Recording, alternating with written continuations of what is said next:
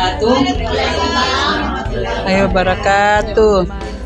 Baik Bapak Ibu sekalian, kami dari kelompok 4 akan mempresentasikan hasil diskusi kami, yaitu tentang LK studi kasus kekerasan kelompok cibi-cibi. Yang pertama adalah bentuk kekerasan.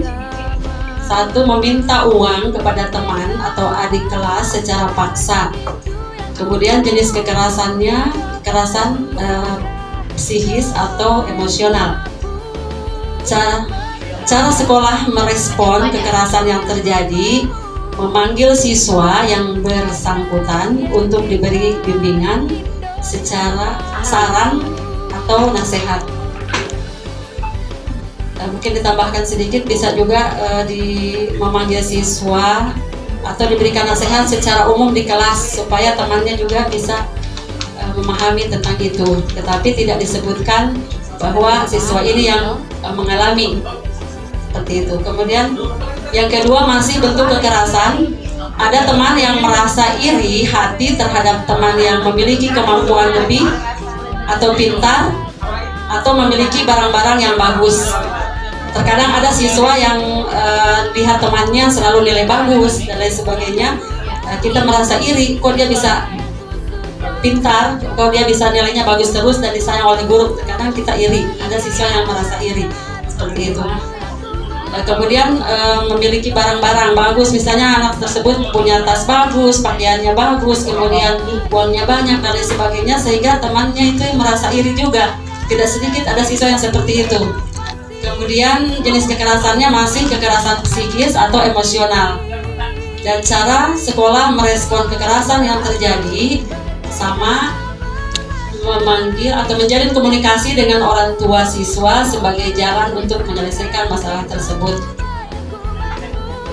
Yang kedua, teman memukul temannya sampai memar atau berkelahi. Ini tidak sedikit juga terjadi di sekolah, baik itu di sekolah Bapak Ibu barangkali, juga di sekolah saya pernah terjadi, sampai tangannya atau tubuhnya memar, telinganya biasa berdarah atau matanya juga berdarah.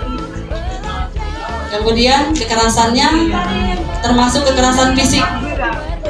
Cara meresponnya adalah memberikan bimbingan kepada siswa yang bersangkutan atau nasihat supaya tidak melakukan kembali hal tersebut. Kemudian yang kedua, mendorong sampai jatuh. Sampai jatuh bukan hanya jatuh saja.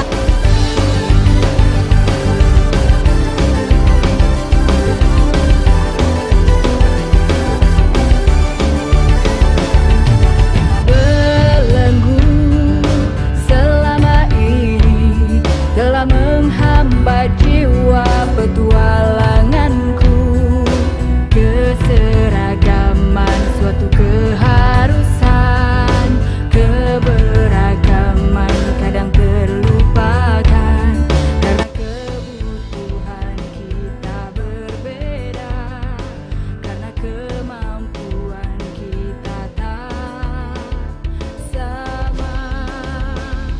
Merdeka